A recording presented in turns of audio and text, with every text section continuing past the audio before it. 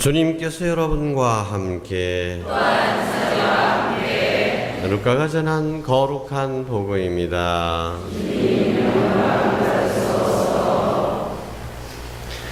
그때 어떤 율법 교사가 일어서서 예수님을 시험하려고 말하였다.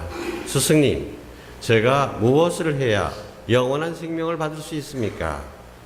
예수님께서 그에게 말씀하셨다. 율법에 무엇이라고 쓰여 있느냐? 너는 어떻게 읽었느냐? 그가 내 마음을 다하고 내 목숨을 다하고 내 힘을 다하고 내 정신을 다하여 주 너의 하느님을 사랑하고 내 이웃을 너 자신처럼 사랑해야 한다 하였습니다. 하고 대답하자 예수님께서 그에게 이르셨다. 옳게 대답하였다. 그렇게 하여라. 그러면 내가 살 것이다. 그 율법교사는 자기가 정당함을 드러내고 싶어서 예수님께 그러면 누가 저의 이웃입니까? 하고 물었다. 예수님께서 응답하셨다. 어떤 사람이 예루살렘에서 예리코로 내려가다가 강도들을 만났다. 강도들은 그의 옷을 벗기고 그를 때려 초주검으로 만들어 놓고 가버렸다. 마침 어떤 사제가 그 길로 내려가다가 그를 보고서는 길 반대쪽으로 지나가 버렸다. 레위인도 마찬가지로 그곳에 이르러 그를 보고서는 길 반대쪽으로 지나가 버렸다. 그런데 여행을 하던 어떤 사마리아인은 그가 있는 곳에 이르러 그를 보고서는 가엾은 마음이 들었다. 그래서 그에게 다가가 상처에 기름과 포도주를 붓고 싸맨 다음 자기 노새에 태워 여관으로 데리고 가서 돌보아 주었다. 이튿날 그는 2 데나리온을 꺼내 여관 주인에게 주면서 저 사람을 돌보아 주십시오. 비용이 더 들면 제가 돌아올 때에 갚아드리겠습니다. 하고 말하였다. 너는 이 3사람 가운데에서 누가 강도를 만난 사람에게 이웃이 되어 주었다고 생각하느냐? 율법교사가 그에게 자비를 베푼 사람입니다. 하고 대답하자 예수님께서 그에게 이르셨다. 가서 너도 그렇게 하여라. 주님의 말씀입니다. 그리스도님 찬양합니다. 앉으십시오. 참 예수님, 사마리아 사람들은 유대인들과 사이가 아주 안 좋았습니다. 그 이유는 유대인들이 사마리아 사람들을 무시하고 모욕했기 때문입니다. 원래 사마리아 사람들과 유다인들은 한 이스라엘 부족이었습니다. 그런데 솔로몬 아들 때에 이스라엘이 2 왕국으로 나눠졌죠. 그래서 남쪽에는 12지파 중에 유다 지파만 남았고 나머지 10지파는 북쪽 이스라엘이라는 나라를 형성하고 있었는데 이스라엘이 먼저 멸망해버리고 그러니까 그쪽 부족들이 다 흩어져 버린 거죠. 그리고 남쪽에 있는 유다 민족만 남았었는데 이 유다 민족이 바빌론에 멸망하고 바빌론으로 끌려가게 됩니다. 그런데 이 유다 민족이 바빌론에 끌려갔다가 70년 만에 다시 고국으로 돌아옵니다. 해방을 맞은 것이죠. 또 돌아오는데 사마리아 사람들은 그때 남아있던 사람들이었어요. 남아있다 보니까 자기네들 동족이 들어온다. 그래서 환영을 합니다. 그런데 유다인들은 사마리아 사람들을 무시하죠. 너희들은 피가 이방인들하고 섞였다. 그러니까 우리가 같은 민족이 아니다. 그러니까 자기들이 같은 민족이라고 해가지고 도와주려고 그랬더니 자기들을 그렇게 무시하니까 더 열받게 되는 거죠. 그래서 서로 갈등 속에서 살고 있었습니다. 그래서 서로 상종을 안 하는 것이죠. 그래서 예수님께서 이 갈릴레아와 유다, 예루살렘 쪽에 중간에 사마리아거든요. 갈릴레아에 있는 유다인들이 유다로 오려면은 사마리아 지방을 거치는 것이 더 빠른데 일부러 사마리아 사람들 상종하기 싫으니까 광야를 통해 가지고 예리고를 통해 가지고 예루살렘으로 오게 되는 겁니다. 근데 가끔 예수님께서는 사마리아를 지나서 사마리아에도 복음을 선포하셨습니다. 근데 한 번은 사마리아 마을을 지나는데 우물가에서 한 여인을 만났죠. 그래서 그 여인에게 물 좀 다오 하니까 이 여자가 뭐라 그랬습니까? 당신은 유대인인데 왜 사마리아 여자한테 물 달라고 하느냐? 그때 상황이 이랬던 겁니다.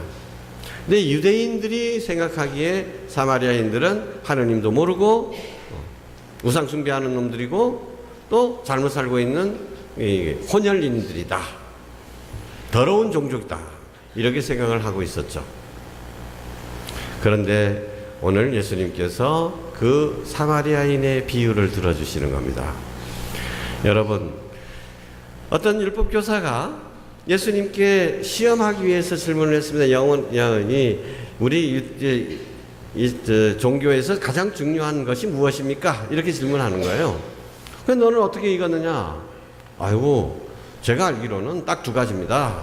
하느님을 전심으로 사랑하는 것과 이웃을 자기 자신처럼 사랑하는 것입니다. 그래. 너 그대로 해라. 정말 너 잘 알고 있네. 알고 있는 거 실천하면 되지. 근데 그것으로 끝났으면은 이 좋은 가르침을 들을 기회가 없었을 건데 이 율법교사가 짐짓 자기 자신을 드러내기 위해서 또 질문하는 겁니다. 그러면 내 이웃을 자기 자신처럼 사랑하라고 했는데 이웃이란 도대체 누구입니까? 어디까지입니까? 같이 사는 이웃 사람을 말하는 겁니까? 아니면 로마인들까지 원수까지도 왜 이웃에 들어갑니까? 이웃의 범위가 무엇입니까? 라고 묻는 거예요. 아주 당시 현실적으로 굉장히 중요한 질문 중에 하나인 것이죠. 근데 예수님께서는 이웃이 누구냐에 대해서 말씀하시는 대신에 이 비유를 들어주시는 겁니다. 어떤 사람이 예루살렘에서 내려가다가 강도를 만나가지고 초주검이 돼서 길바닥에 버려져 있는데, 근데 사제가 지나가다가 그를 보고서는 다른 길로 해서 금방 길 반대편으로 못 본 척하고 지나가 버렸다. 그 다음에 레위인도 나타나서 그렇게 해버렸다. 이것을 듣는 유다인들은 아이고, 어떻게 사제들이 저럴 수 있냐. 그 다음에 또 레위인도 그랬다니까. 아이고, 그렇구나.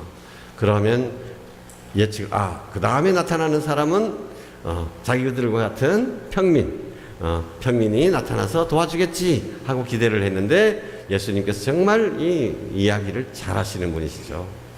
입담꾼입니다. 세 번째 사마리아인이 사마리아인? 듣는 사람들은 이 사마리아인이라면 사제보다도 레위보다도 더 못되게 굴을 거다. 그 생각을 하고 있었던 거죠. 그러면 죽은 사람, 죽어가는 사람한테서 뭔가를 뺏어가거나 이럴 거라라고 상상을 했는데 사마리아인이 등장을 딱 했는데 사마리아인은 측은한 마음이 들어서 가서 크게 기름과 포도주를 부어서 상처를 치유해주고 자기 옷을 찢어가지고 상처를 보쌈해주고 그걸 끙끙대고 안아가지고 나귀에 태워가지고 주막에다가 데려가지고 돈까지 주면서 다음에 자기가 부족하면 도와주겠다고 이렇게 돌보았다. 이거 쇼크인 겁니다. 듣는 사람한테는. 사마리아 사람이 그래? 그런데 예수님께서 그렇게 질문하시죠. 강도 맞는 사람에게 이웃이 되어준 사람은 누구냐? 율법교사가 차마 사마리아 사람이라고 대답하기가 곤란합니다. 그래서 뭐라고 얘기합니까? 그에게 자비를 베푼 사람입니다. 이렇게 대답하죠. 예수님께서 그러십니다. 너의 이웃이 누구인지 묻지 마라. 네가 가서 내 이웃이 되어주어라. 되어주어라.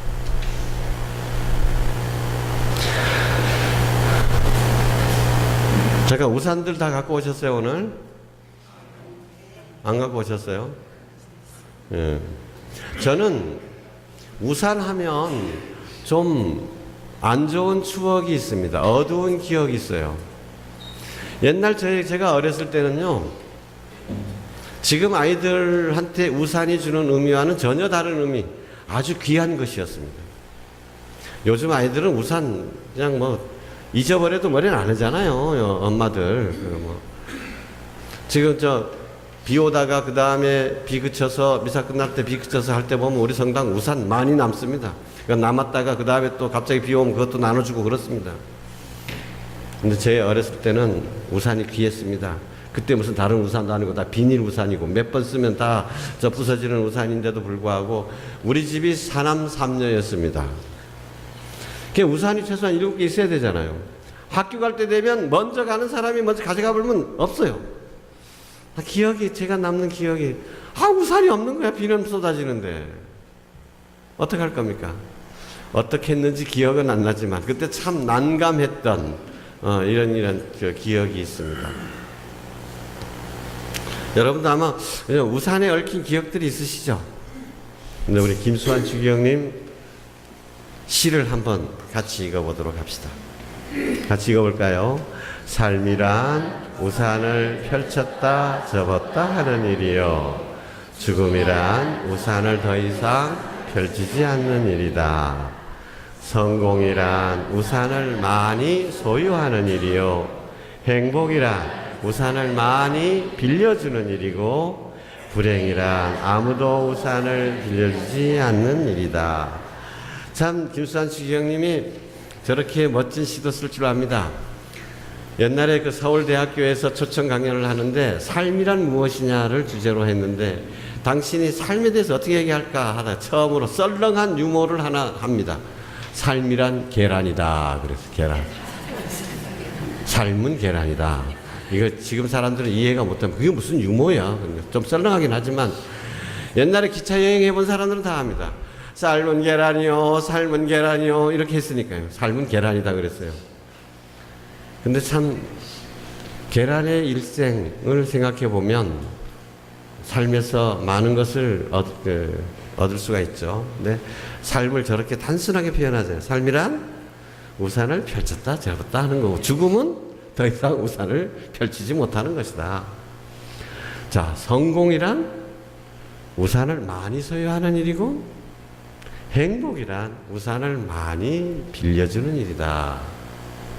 불행이란 아무도 우산을 빌려주지 않는 일이다.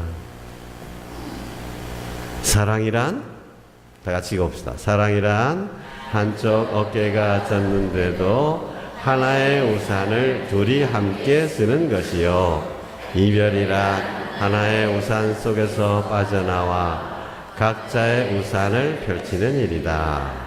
연인이란 비 오는 날 우산 속 얼굴이 가장 아름다운 사람이요, 부부란 비 오는 날 정류장에서 우산을 들고 기다리는 모습이 가장 아름다운 사람이다. 자, 사랑을 정의를 내리는데, 한쪽 어깨가 젖는데도 하나의 우산을 둘이 함께 쓰는 것이요, 이별이란 각자의 우산을 펼치는 일이다. 자, 다 같이 읽어봅시다.